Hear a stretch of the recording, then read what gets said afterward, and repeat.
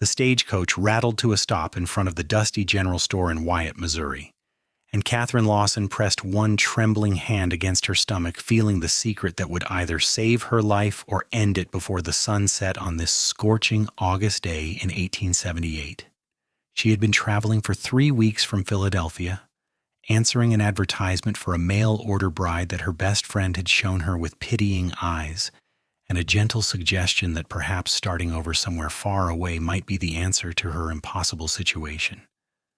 Katherine had read the words carefully, studying the neat handwriting that spelled out the requirements.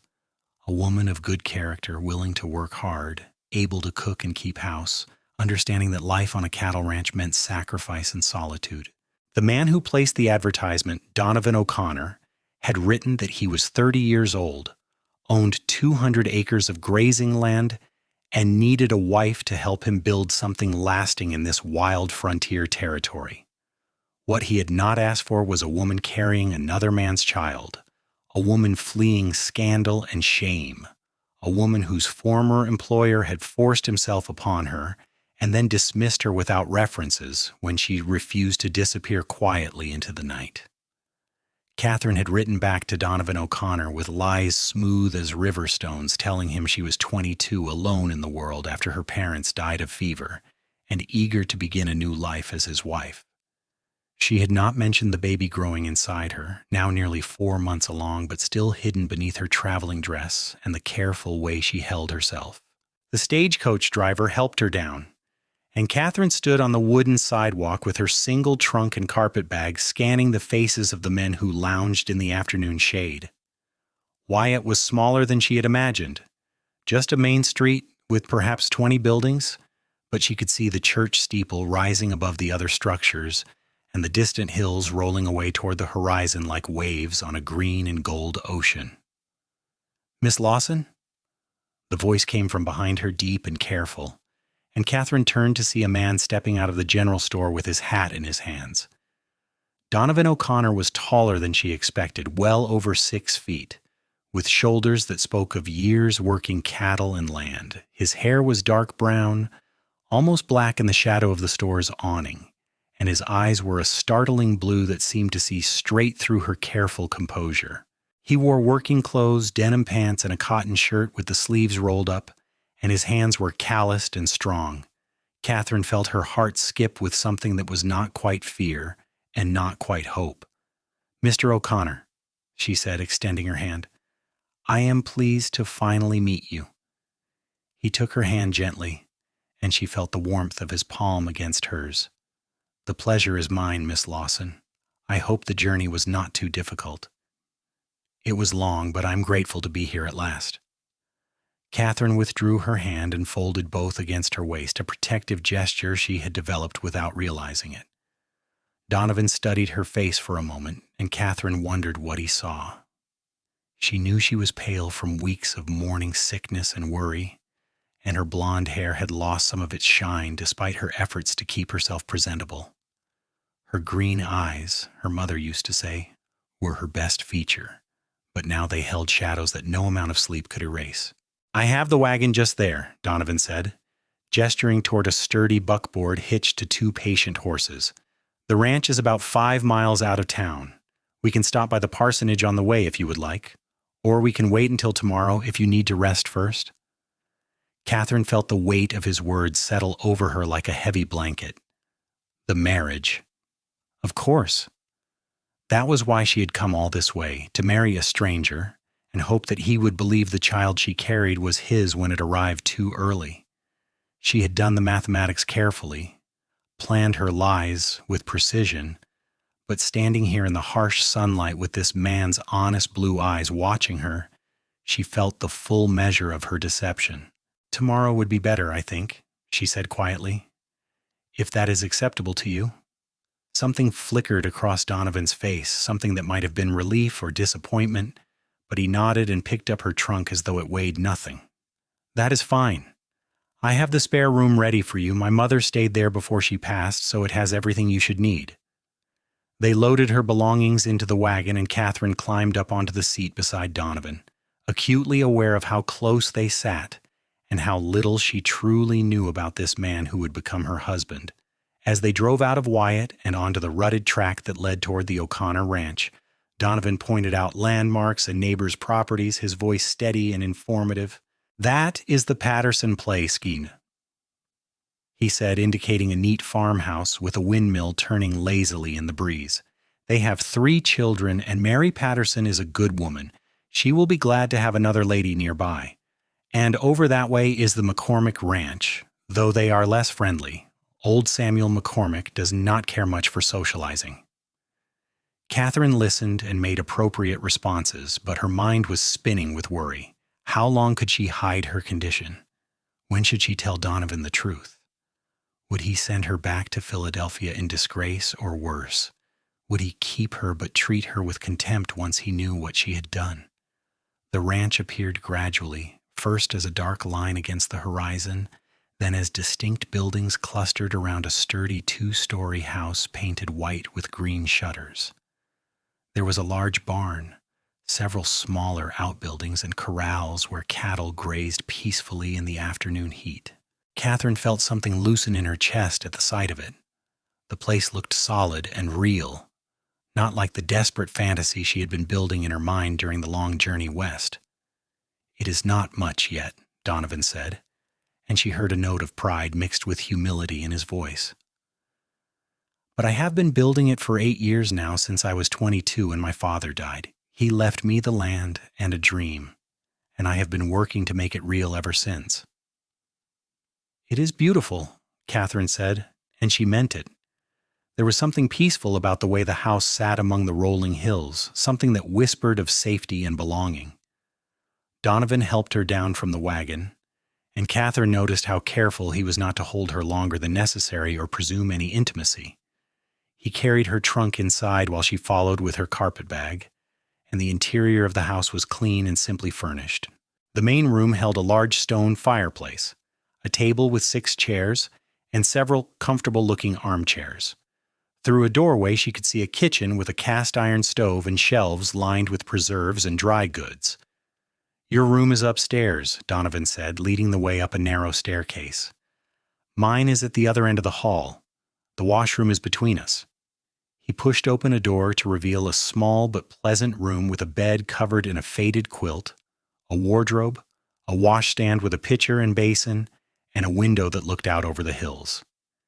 Katherine set down her carpet bag and turned to find Donovan watching her with an expression she could not quite read. "Thank you," she said. "It is lovely." "I will leave you to rest," he said. "I need to check on the cattle before dark, but I will be back to fix supper. I am not much of a cook, but I can manage biscuits and beans." After he left, Katherine sank down onto the bed and let out a long, shaking breath. She had made it this far. She was here, in Missouri, in this house that might become her home if she could just manage to keep her secret long enough. She placed both hands over her stomach and felt the slight swell that would soon become impossible to hide. "Please," she whispered to the child growing inside her. "Please let this work. Let him be kind. Let us be safe." That night, Donovan prepared a simple meal, and they ate together at the large table while the sun set in streaks of orange and purple outside the windows. He asked her questions about Philadelphia, about her journey, about her parents, and Katherine answered with the story she had practiced, the one where she was an orphan with no ties and no past worth mentioning. She could tell he was being careful with her, giving her space to adjust, and she was grateful for his consideration even as it made her deception feel heavier. "We can go into town tomorrow morning," Donovan said as he cleared the dishes. "Pastor Williams is a good man. He will understand that we want a simple ceremony." Katherine nodded, her throat tight with guilt and fear. "That sounds fine." She excused herself and went upstairs to her room where she changed into her nightgown and brushed out her hair with trembling hands. Through the window she could see stars beginning to appear in the darkening sky, more stars than she had ever seen in Philadelphia, and she thought about how far she had come and how much further she still had to go. The next morning dawned clear and warm, and Katherine dressed carefully in her best dress, a pale blue cotton with white lace at the collar and cuffs. She had been sick twice already quietly in the washroom, and she felt pale and shaky as she descended the stairs to find Donovan waiting for her. He was wearing clean clothes, dark pants, and a white shirt with a string tie, and his hair was neatly combed. He looked nervous, Katherine realized, and the thought that he might be as uncertain as she was gave her a strange comfort. "You look very nice," Donovan said, and there was genuine warmth in his voice. "Thank you. So do you." They rode into Wyatt in the wagon, and Katherine tried not to think about what she was about to do. She was going to marry this man under false pretenses, bind him to her with lies, and hope that somehow it would all work out. The guilt sat in her stomach like a stone, but what choice did she have? She could not go back to Philadelphia. She had nowhere else to go. This was her only chance at a life that did not end in poverty and shame. Pastor Williams was a round, cheerful man with silver hair and kind eyes. He greeted them warmly at the parsonage, congratulated them on their upcoming marriage, and asked if they had any witnesses. Donovan had arranged for the general store owner and his wife to serve in that capacity, and within an hour Katherine found herself standing in the small church repeating vows that felt both sacred and profane. "I, Katherine Lawson, take you, Donovan O'Connor, to be my lawfully wedded husband." Her voice was steady, even though her hands were shaking. "I, Donovan O'Connor, take you, Katherine Lawson, to be my lawfully wedded wife." His voice was deeper, sure and strong.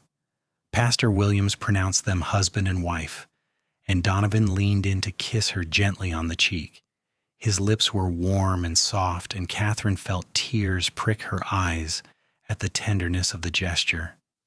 They signed the registry, accepted congratulations from the store owner and his wife, and walked out into the sunshine as a married couple. Katherine felt unreal, as though she were watching someone else live her life, and she barely noticed the ride back to the ranch. That evening, Donovan prepared another simple meal, and they ate in companionable silence. Katherine could feel the weight of expectation hanging in the air between them. The knowledge that they were now husband and wife, and that certain things were expected.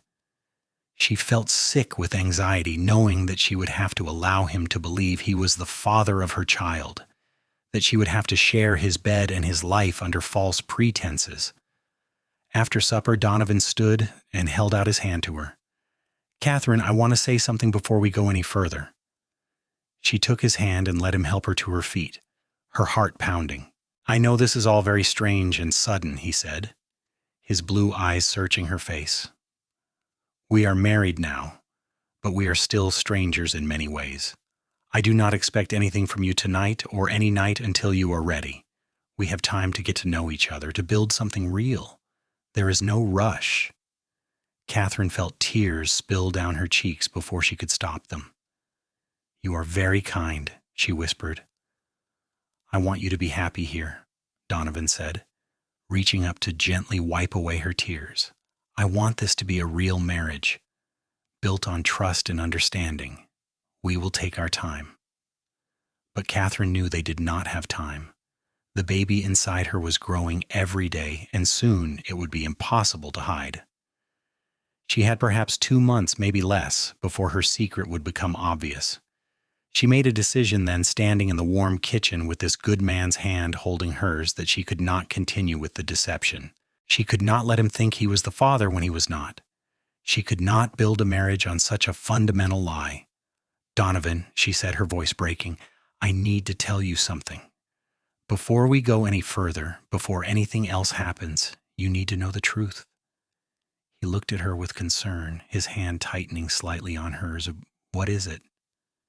Katherine drew in a shaky breath and forced herself to meet his eyes.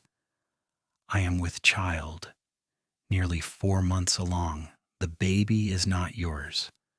I came here hoping you would not find out until it was too late, until you were bound to me and had no choice but to keep me. I am sorry. I am so deeply sorry for deceiving you." The silence that followed her confession seemed to stretch forever. Donovan's face went through several expressions: shock, confusion, hurt, and finally a kind of careful blankness.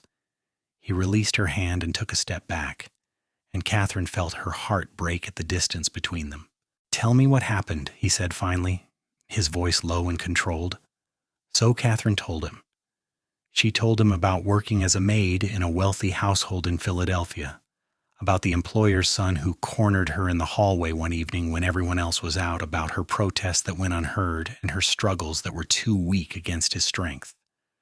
She told him about the dismissal that came weeks later when she tried to explain why she was sick every morning, about the lack of references and the inability to find other work, about the friend who showed her the advertisement for a mail-order bride and suggested it might be her only option.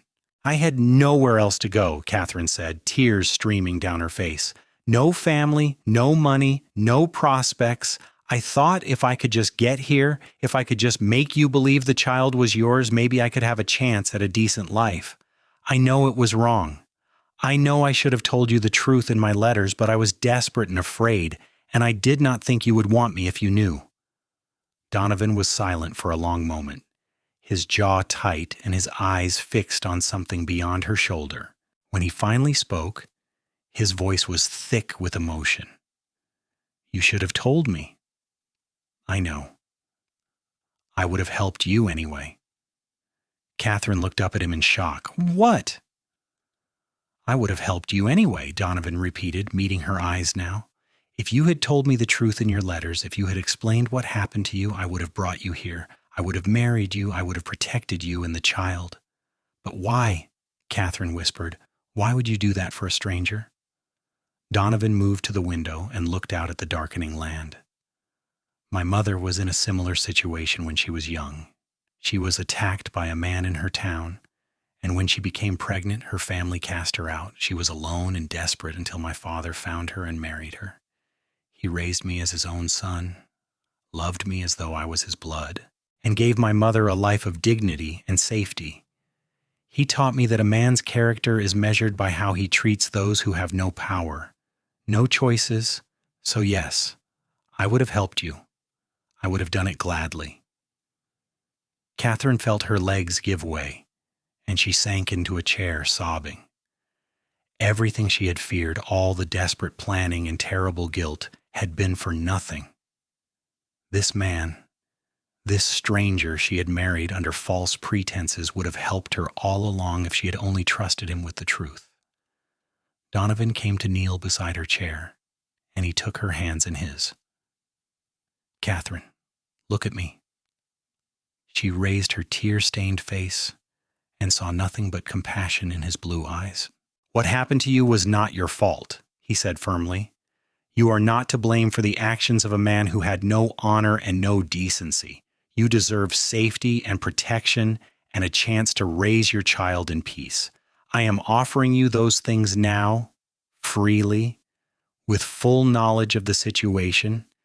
We are already married, and that does not have to change unless you want it to."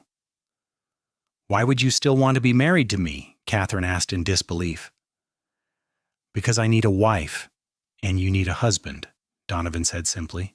"Because I believe we can build something good here if we are honest with each other. Because that child deserves a father who will love and protect them, and I am willing to be that father if you will let me." Katherine searched his face, looking for any sign of doubt or resentment, but she found only sincerity.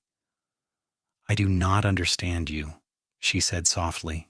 "You do not have to understand right now," Donovan said. "You just have to decide if you want to stay, if you want to try to make this work. I'm not asking you to love me or even to share my bed.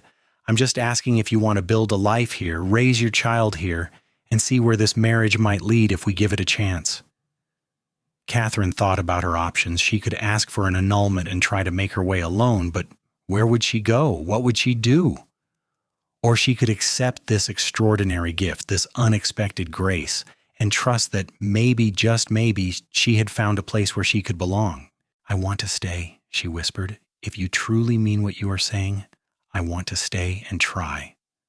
Donovan smiled, and it transformed his serious face into something warm and approachable. "Then our family starts now.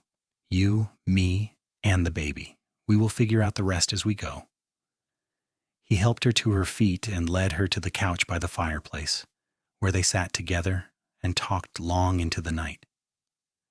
Katherine told him more about her life in Philadelphia, about the parents she had lost to illness when she was 19, about the struggle to find work and the loneliness of being alone in a big city.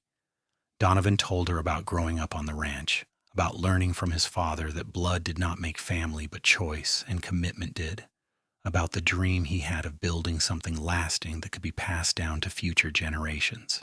"I want you to know," Donovan said, as the fire burned low and the night grew late, "that I will never force myself on you. What happened to you in Philadelphia will not happen here. You have my word as a man and as your husband that your body is your own, and anything that happens between us will only happen if and when you want it."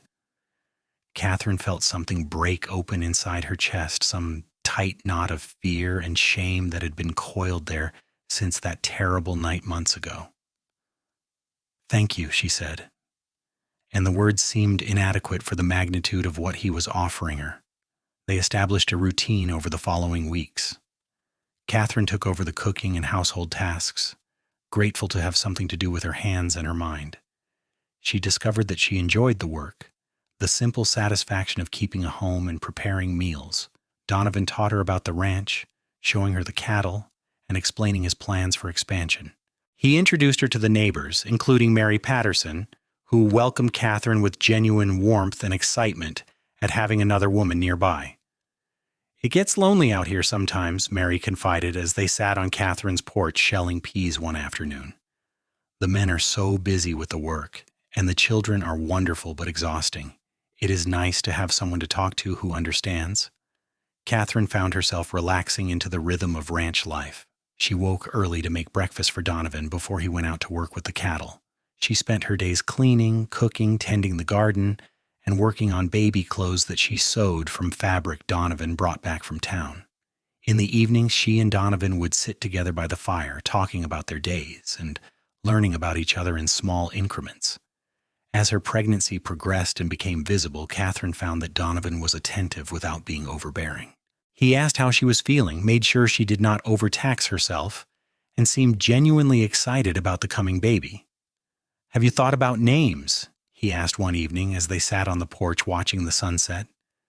Katherine placed a hand on her rounded belly and felt the baby move beneath her palm. "I have thought about it, but I was not sure if you would want to have a say." "Of course I want to have a say," Donovan said, reaching over to cover her hand with his. "This is our child now, ours together. So what do you think? Boy or girl?" "I do not know," Katherine admitted. "Sometimes I think it is a boy because of how active he is. Other times I'm sure it is a girl." "How about David, if it is a boy?" Donovan suggested, "after my father. And maybe Rose, if it is a girl?" "I like those names," Katherine said, feeling warmth spread through her chest. "David or Rose O'Connor, it sounds right." Over the following weeks, something shifted between them. It was subtle at first, just small moments of connection. Donovan's hand lingering on hers a bit longer than necessary.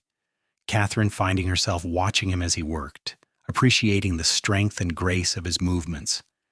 They began to sit closer together in the evenings, their shoulders touching, and Katherine found comfort in his solid presence. One night in late October, as the weather turned cooler and the leaves began to fall, Katherine woke from a nightmare about Philadelphia. She was back in that hallway, feeling trapped and helpless, and she woke gasping and trembling. Before she could think about what she was doing, she left her room and walked down the hall to Donovan's door. She knocked softly, and he answered immediately, as though he had been awake. "Katherine, what is wrong?" "I had a nightmare," she said, feeling foolish and vulnerable. "I just needed to know I was safe, that I was here and not there." Donovan stepped out into the hallway, and in the moonlight filtering through the window, Katherine could see the concern on his face. "You are safe," he said gently. "I promise you, you are safe here. Could you just hold me for a moment?" The words came out before she could stop them. "Just so I can remember what it feels like to be held without fear." Donovan opened his arms, and Katherine stepped into them, resting her head against his chest and feeling his heartbeat steady and strong beneath her ear. He wrapped his arms around her carefully, mindful of her pregnant belly, and simply held her while she trembled and gradually calmed. "You never have to be afraid here," Donovan murmured against her hair. "I will keep you safe, both of you."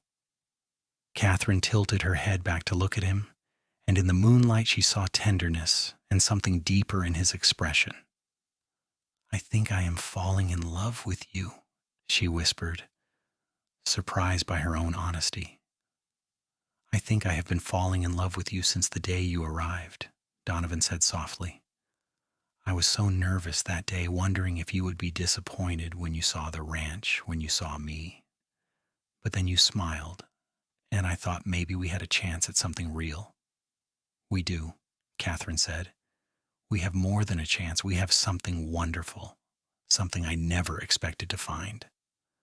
Donovan lowered his head slowly, giving her time to pull away if she wanted, but Katherine rose up on her toes to meet his kiss. It was gentle and sweet, nothing like the violent assault she had endured in Philadelphia, and when they finally pulled apart, Katherine was crying again. "I am sorry," she said, wiping at her tears. "I am crying all the time lately. I think it is the baby." "You never have to apologize for your feelings," Donovan said, brushing away a tear with his thumb. "Do you want to come lie down with me, just to sleep, nothing more? I think we could both use the comfort." Katherine nodded, and they went into his room, where they lay down together on his bed, fully clothed. Donovan held her carefully, one hand resting protectively on her belly, and Katherine felt the baby kick as though in acknowledgement. She fell asleep feeling safer than she had in months, wrapped in the arms of the man who had become her true husband in every way that mattered. The following morning, Katherine woke before dawn, still tucked against Donovan's side. She watched him sleep for a moment, studying the strong lines of his face, the dark lashes against his cheeks, the slight smile that curved his lips even in sleep. She felt a rush of affection so strong it made her breath catch. This was her husband, this good, honorable man who had taken her in and given her everything without asking for anything in return. She slipped out of bed carefully and went to make breakfast, humming softly as she worked. When Donovan came downstairs dressed for the day's work, she greeted him with a kiss that made him blink in surprise and then grin. "Good morning to you too," he said, pulling her close for another kiss. "I just wanted you to know that I'm happy," Katherine said. "Truly happy. I did not think I would ever feel this way again, but you have given me so much more than I ever hoped for." "You have given me plenty, too," Donovan said, his hand gentle on her belly. "A family. A reason to build something that matters. I never thought I would find that." As autumn turned to winter, Katherine's belly grew rounder, and she found herself moving more slowly and tiring more easily. Donovan hired a girl from town to come help with the heavier housework, and he insisted that Katherine rest as much as possible. Mary Patterson visited regularly, bringing advice and hand-me-down baby clothes, and Katherine found herself feeling genuinely excited about the baby's arrival rather than anxious. One evening in early December, as they sat by the fire with Katherine's feet propped up on a cushion and Donovan reading aloud from a book, Katherine felt a strange tightening across her belly. She placed a hand there and waited, but it passed after a moment. "Are you all right?" Donovan asked, looking up from the book. "I think so. Just a strange feeling." But an hour later, the feeling came again, stronger this time, and Katherine realized with a mixture of excitement and fear that the baby was coming. It was early, though not dangerously so, and she knew from Mary's explanations that first babies often came on their own schedule. "Donovan," she said calmly, "I think you should go get Mary. The baby is coming." Donovan was on his feet instantly, his face pale. "Now? Are you sure?" "Fairly sure," Katherine said, and then gasped as another contraction hit. "Yes, definitely sure." Donovan helped her upstairs to the bedroom, and then rode hard for the Patterson ranch. He returned within the hour with Mary, who immediately took charge with the calm efficiency of a woman who had delivered 3 children of her own and helped with countless others. "You're doing fine," Mary said, checking Katherine's progress. "It will be a while yet, but everything looks good. Donovan, you can stay if Katherine wants you here, or you can wait downstairs. I want him here, Katherine said immediately, reaching for Donovan's hand. Please stay. So Donovan stayed, holding Katherine's hand through the long hours of labor, wiping her forehead with a cool cloth, murmuring encouragement when she was too tired to go on. Katherine had never been more grateful for his presence, for the steady strength he offered, and the love she could see in his eyes every time she looked at him. As dawn broke on December 3rd, 1878, Katherine gave birth to a healthy baby boy. Mary cleaned him up and wrapped him in a soft blanket, then placed him in Katherine's arms. He was tiny and red-faced, with a shock of dark hair and lungs that worked perfectly as he announced his displeasure at being born. He is perfect, Katherine whispered, tears streaming down her face. He is, Donovan agreed, his own eyes wet as he gazed down at the baby. Hello, David. Welcome to the family. Katherine looked up at her husband, and the love she felt for him was so overwhelming she could barely speak. Thank you, she managed. Thank you for giving him a name, for giving us both a place to belong. Donovan leaned down to kiss her forehead. Thank you for trusting me with both of you. I know it was not easy, but I am so glad you did. The first weeks with a newborn were exhausting and wonderful. David proved to be a hungry baby who demanded to be fed frequently, and Katherine was constantly tired. But Donovan was attentive and helpful, taking the baby whenever Katherine needed to rest, walking the floor with him when he cried in the night, and looking at his son with such obvious adoration that Katherine fell more deeply in love with him every day. One evening when David was 3 weeks old, Katherine was nursing him in the rocking chair by the fire when Donovan came to sit beside her.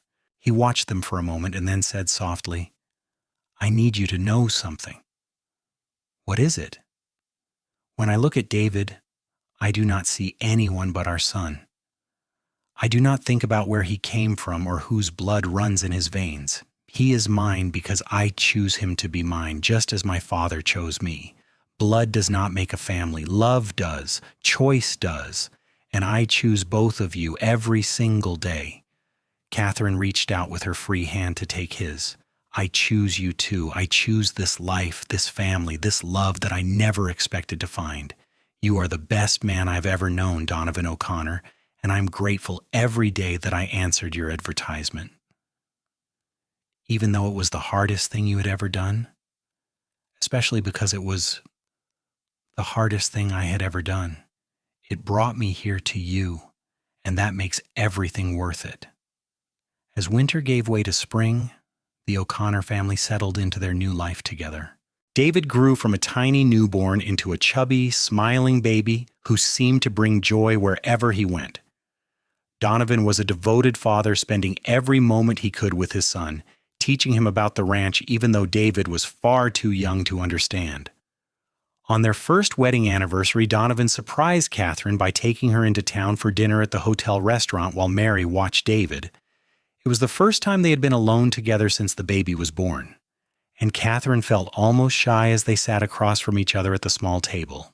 I wanted to do something special to mark the occasion, Donovan said, reaching across the table to take her hand.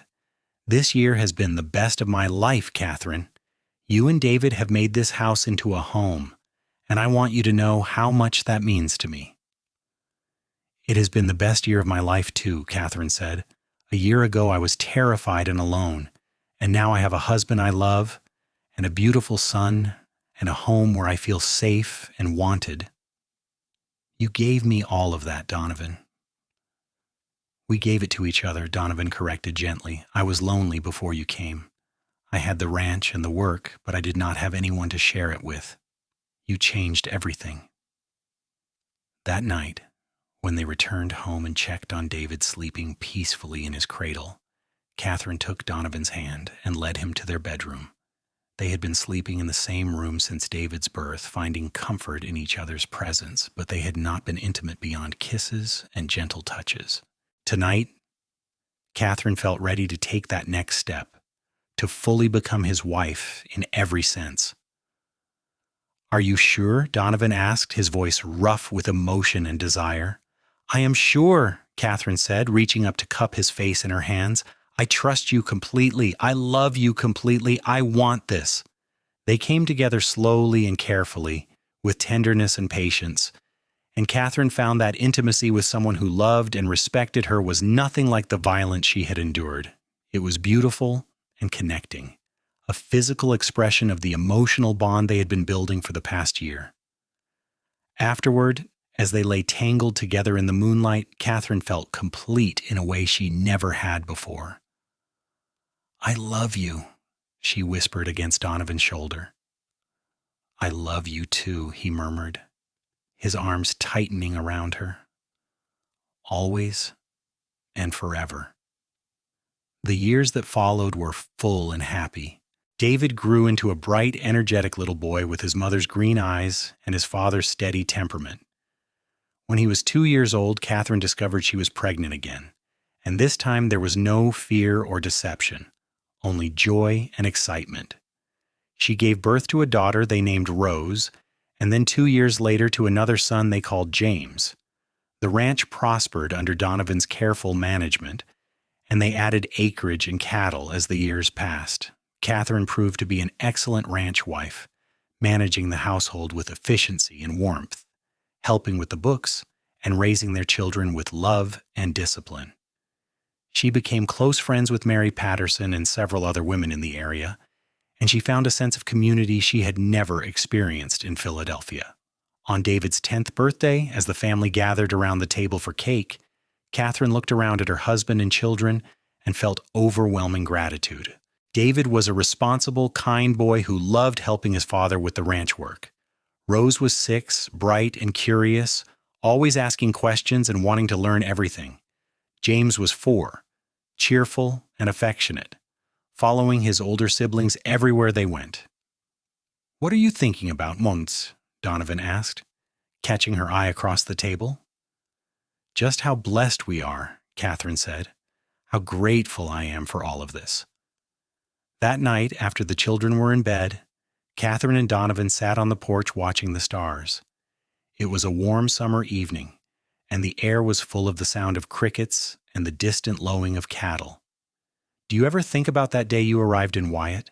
Donovan asked, his arm around her shoulders. Sometimes, Catherine admitted. I was so scared and so desperate. I thought I had no options, no future. I never imagined I could be this happy. I think about it too, Donovan said. I remember standing outside the general store, watching the stagecoach arrive, and being so nervous I could barely breathe. I had no idea if you would be kind or cold, if we would be able to build a life together or just endure each other. And then you stepped down, and you looked at me with those green eyes, and I thought maybe I'd been given a chance at something wonderful. You were right, Catherine said, turning to kiss him. It has been wonderful. Every single day with you has been a gift. Even the hard days? Especially the hard days because we got through them together. As the years continued to pass, the O'Connor children grew and thrived. David became a skilled rancher, working alongside his father and learning everything Donovan could teach him about managing the land and the cattle. Rose surprised everyone by developing a passion for horses, and Donovan built her a small training corral where she spent hours working with the young animals. James was the scholar of the family, always reading and asking questions about the wider world beyond their ranch. When David turned 18, he began courting a girl from a neighboring ranch, a sweet-natured young woman named Elizabeth, who fit seamlessly into the O'Connor family. Catherine watched her eldest son fall in love and felt a bittersweet mixture of happiness and nostalgia. Had she and Donovan really been this young when they married? It seemed impossible that so many years had passed. He's a good man, Donovan said, watching David and Elizabeth walk together in the evening light. We raised him well. You raised him well, Catherine corrected. You taught him how to be honorable and kind, how to treat people with respect and dignity. We both taught him that, Donovan said firmly. You are the one who showed him what it means to be strong and brave, to face difficult circumstances with grace and courage. Catherine leaned against her husband, feeling the solid warmth of him that had been her anchor for nearly 20 years. I could not have done any of it without you, You saved me, Donovan. You gave me a life when I had nothing. You saved me too, Donovan said softly. I was alone and lonely, going through the motions of living without really feeling alive. You brought love and laughter and purpose to my life. We saved each other. On their 20th wedding anniversary, the whole family gathered for a celebration. David and Elizabeth were engaged to be married in the fall. Rose was 14, already an accomplished horsewoman who helped train animals for neighboring ranches. James was 12, full of dreams about attending university someday and becoming a teacher. Mary Patterson and her family came, along with several other neighbors, and the house was full of food and music and joy. As Katherine stood in her kitchen, surrounded by people she loved, she thought about the frightened, desperate young woman who had stepped off the stagecoach in Wyatt all those years ago. That woman had been running from pain and shame, carrying a secret that she thought would destroy any chance at happiness. But that secret had led her here, to this life, to this man, to this family. The child she had feared would ruin everything had become the foundation of something beautiful. Later that evening, after the guests had gone home and the children were in bed, Katherine and Donovan walked out to the hill behind the house, where they had often gone over the years to talk and watch the stars. The night was clear and warm, and they sat together on the grass as they had done countless times before. 20 years, Donovan said, shaking his head. It seems both longer and shorter than that somehow. I know what you mean, Katherine said, resting her head on his shoulder. Sometimes I feel like we have been together forever, and other times I can hardly believe how much has changed since that first day. Do you have any regrets? Donovan asked quietly. Katherine thought about the question seriously. Did she regret the circumstances that had brought her to Missouri? Did she regret the pain and fear she had endured? Did she regret the deception that had almost cost her everything? No, she said finally. I do not regret any of it because all of it led me here to you. If I could go back and change things, I would not, because I might lose this. I might lose us. I would not change anything either, Donovan said, pulling her closer. Every moment, good and bad, brought us to where we are now. And where we are now is exactly where I want to be. They sat in comfortable silence for a while, and then Katherine said, I told David the truth a few months ago about how he came to be, about what happened in Philadelphia. Donovan turned to look at her in surprise. You did? What did he say? He cried, Katherine said, tears filling her own eyes at the memory. He cried for what happened to me, and then he hugged me and said he understood why I made the choices I did. And then he said that you are his father in every way that matters, that blood has nothing to do with it. That boy has a good heart, Donovan said, his voice thick. He learned that from you, Katherine said. Everything good about our children, they learned from watching you.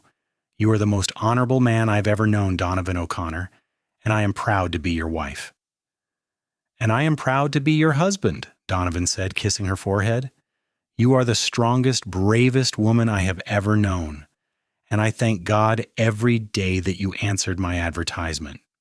As they walked back to the house hand in hand, Katherine thought about the words Donovan had spoken on that first day, the day she had confessed her secret and waited in terror for his rejection. Our family starts now, he had said, and he had meant it with his whole heart. He had chosen her and David without reservation, had built a life with them based on love and trust and commitment.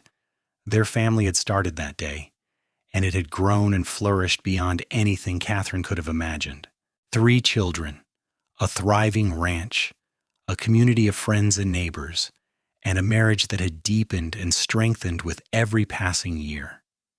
It was more than she had ever dreamed of, more than she had thought possible, on that desperate day when she boarded a stagecoach heading west with nothing but lies and hope. The years continued to flow forward like a river, steady and sure. David married Elizabeth in a beautiful ceremony in the fall, and they built a house on O'Connor land, establishing their own home while remaining part of the larger family enterprise. Rose grew into a confident young woman who could gentle the wildest horse and who eventually married a rancher from 2 counties over who shared her passion for animals. James went off to university in St. Louis, sending long letters home about his studies and his dreams of teaching the next generation. Katherine and Donovan became grandparents, first to David and Elizabeth's twin girls, then to Rose's son, and eventually to a house full of grandchildren who filled the ranch with noise and laughter.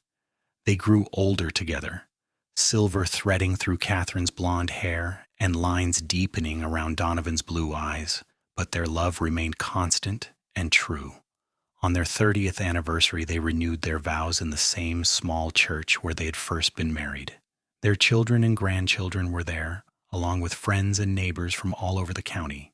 Pastor Williams had long since retired, but his successor, a young minister named Thomas, conducted the ceremony with warmth and joy. I, Katherine O'Connor, reaffirm my vows to you, Donovan O'Connor, my husband, my partner, my love. You took me in when I had nothing and gave me everything.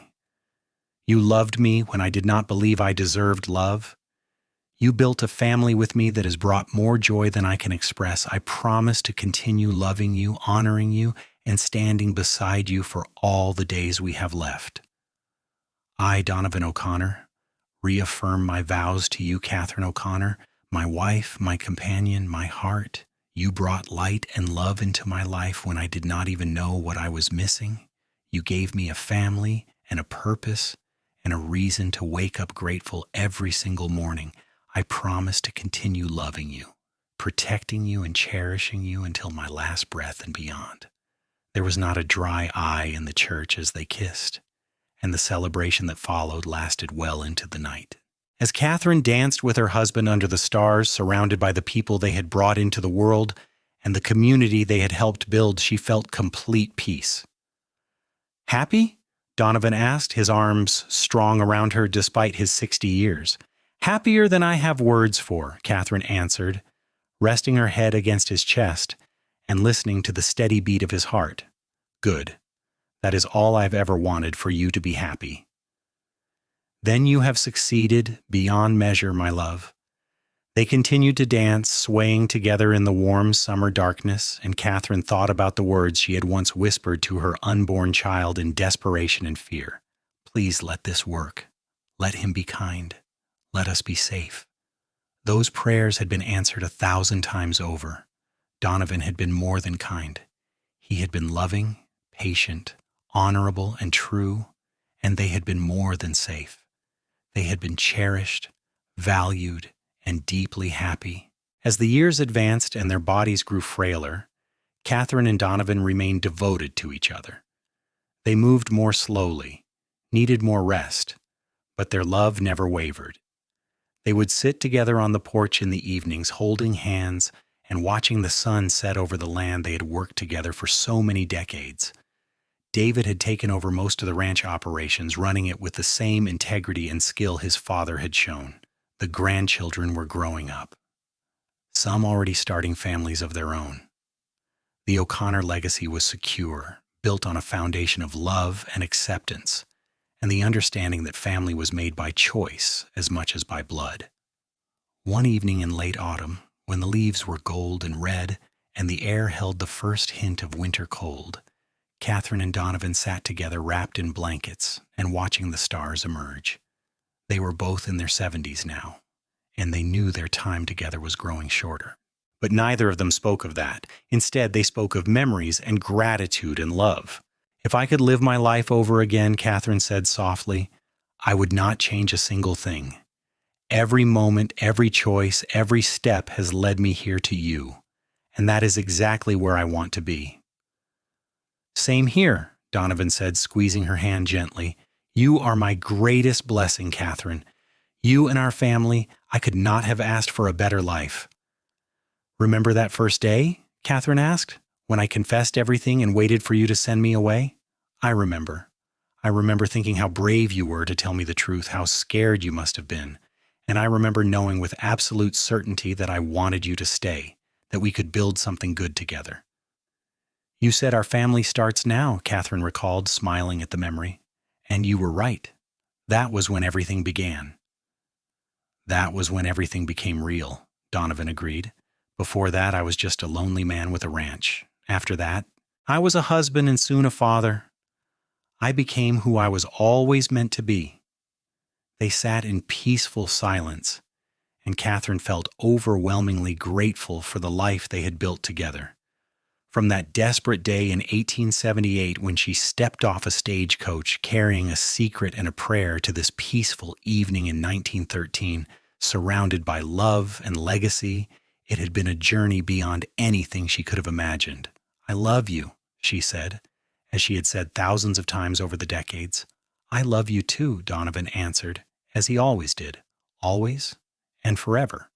As the stars wheeled overhead and the night deepened around them, Katherine and Donovan remained together, two souls who had found each other across distance and desperation and had built something beautiful.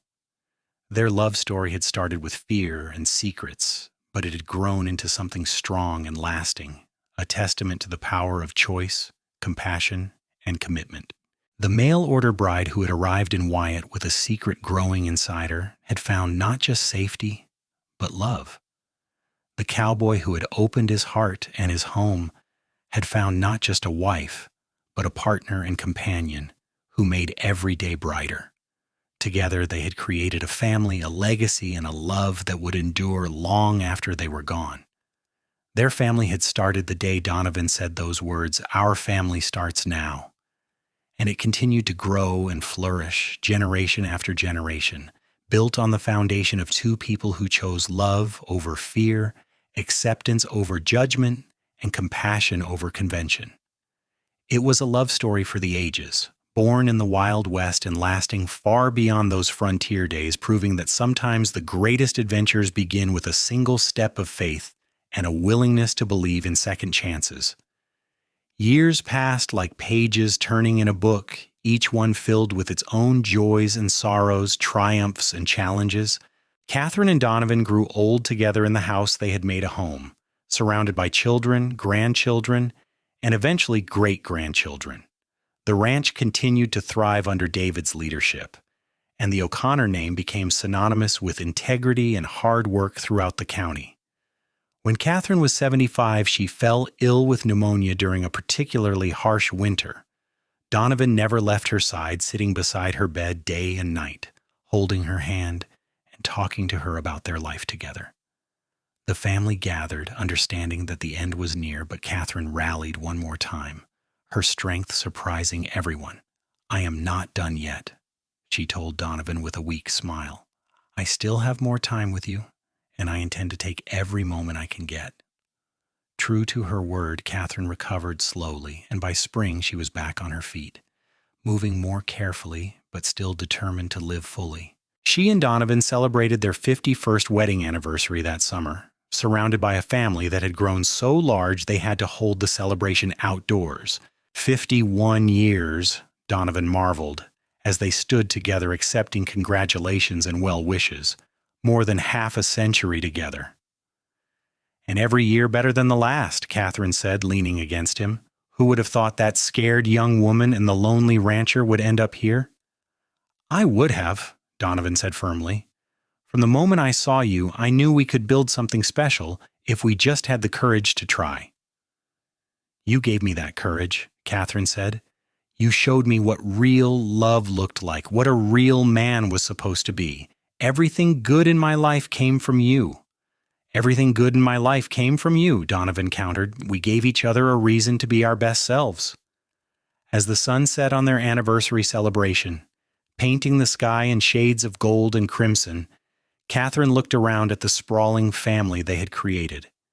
David stood with Elizabeth and their children and grandchildren. Rose was there with her husband and their growing brood. James had come from St. Louis with his wife and children.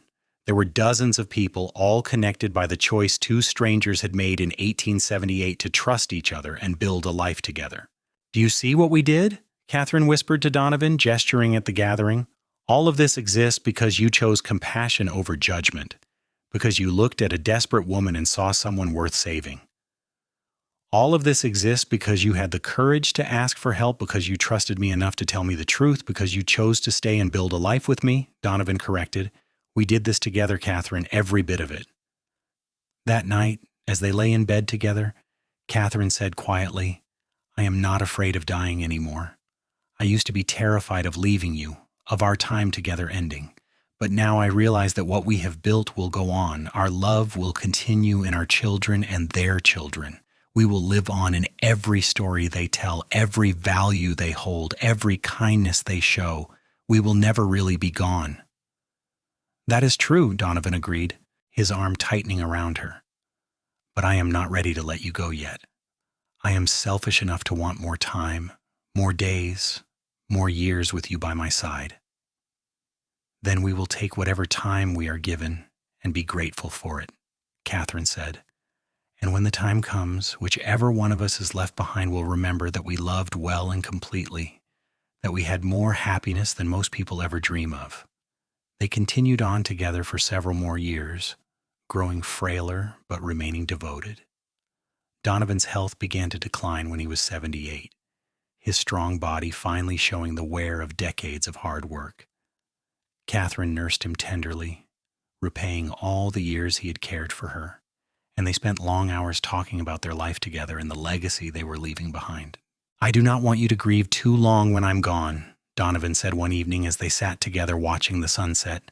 "I want you to remember the joy we shared, not the sadness of parting." "I will grieve as long as I need to," Katherine said firmly. "You are my heart, Donovan.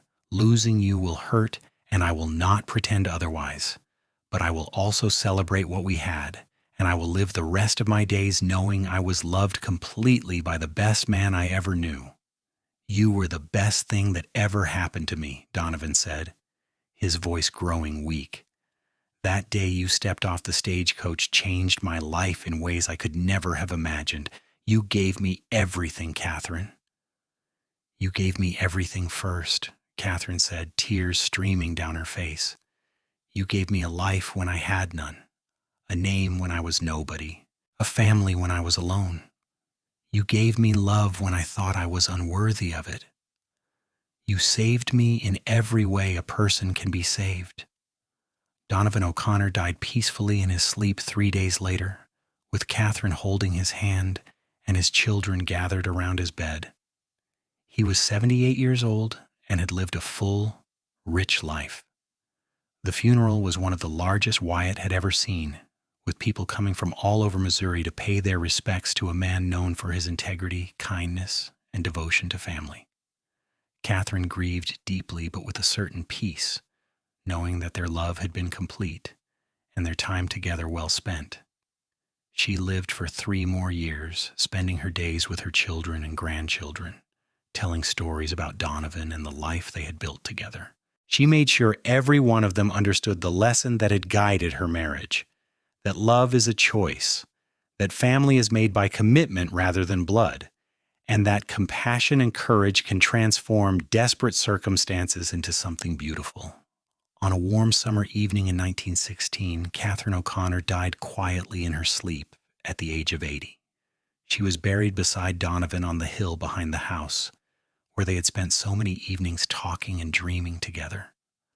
Their graves were marked with simple headstones, but the real monument to their love was all around, in the thriving ranch, in the children and grandchildren who carried on their values, in the community they had helped build, and in the story that would be told for generations about the mail-order bride with a secret and the cowboy who said their family starts now.